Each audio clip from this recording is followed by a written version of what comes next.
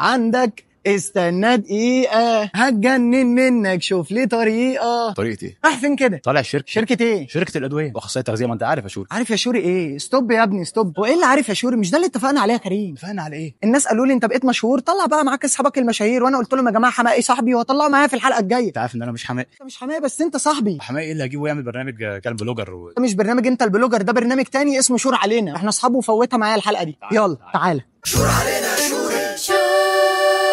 بتيجي أغنية دين قلبك تعمل برنامج اسمه أنت البلوجر، أنت لغيتهم ولا إيه؟ برنامج انت البلوجر موجود ما تقلقش، ما لغيتوش ولا حاجه، بس ده برنامج تاني اسمه شور علينا شوري، ده مخصص للضيوف اللي سبيشال جيست اللي زيك. يعني إيه يعني لغيت فقرة الأكل ولا إيه؟ لا عيب عليك بقى، بس انا هنا عامل فقره جديده اسمها فقره البريك. بص كده.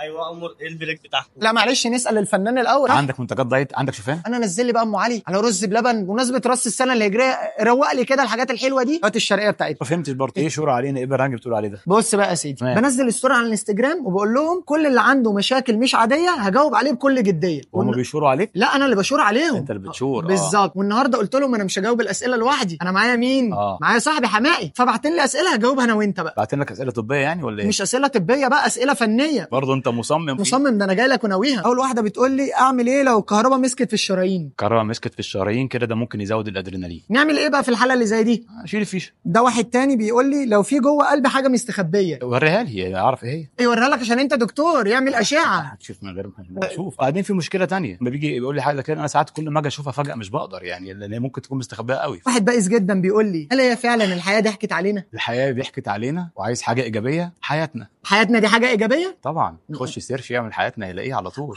دي الاغنيه بتاعتك. الله، تدينا حته منها بقى. ما تيجوا نحب حياتنا، نتصالح مع نفسينا، ونفضل ثانيه بثانيه نرضي طموحنا وامانينا، نسعى قد ما نسعى ربك قادر يراضينا، ببلاد الله الواسع عايشين بنسعى بعضينا. الله. واحد بيقول اعمل ايه لو مش عاوز اعلق نفسي بحب نهايته جروح؟ بص في صيدليه هنا قالك فيها مرهم يا ستار اقسم فوار. في واحد بيقول لنا اعمل ايه لو باع ليمون نعناع. تعال نجيب البريك بتاعنا. يلا بينا. بس احنا هزرنا وضحكنا، انت خدت الموضوع فاني. ها طبعا، لان حماقي فنان جميل واغانيه جميله والناس دي بتحبه، فبتهزر بالاغاني عشان انا بفكرهم بيه، فطبعا انا بلعب معاه. عندك حق. تعال بقى نخش في الاكل. جبت لك حاجات الدايت بتاعتك والشوفان والحاجات اللي بتحبها، وسيب لنا بقى في ام علي ورق العسل والرز بلبن والحاجات اللي انا جاي ارطب بيها الدنيا. لا الحاجات اللي تحت سيب بس اللي انا بحبها. وانت فاكر بتوع دكاتره التغذيه يعني خلاص يعني بيمنعوا الحاجات دي؟ القصه كلها في التقنين. كل رز بلبن يا حبيبي مفيش مشكله. فاهمك انا معاك. جسمنا بيحتاج كل العناصر الغذائيه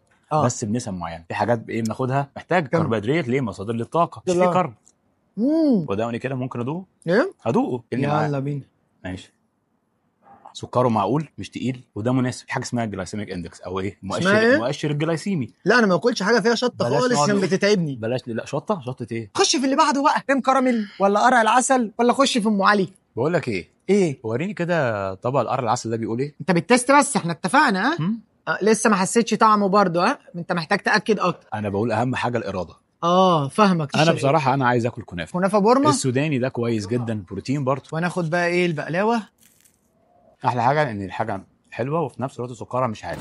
اعتقد ان دي الخبره بقى. عارف تسبس بقى له كام سنه؟ من 1912. الناس دي قديمه جدا. ايه رايك نخش عليهم ناخد شويه اطباق من عندهم ونشارك الناس الفرحه ديت؟ انا كنت لسه هقول لك كده، طالما احنا انبسطنا نفسد الناس معانا. يلا بينا. انا مبسوط جدا ان الله يخليك. بالله العظيم الناس المتابعين بتوعك جدا. فيديو لازم ان انا ادخل عليه على طول. حلو. احنا عاملين مسابقه النهارده، لو عرفت مين الفنان هنديك ده. ثواني طبعا جمع.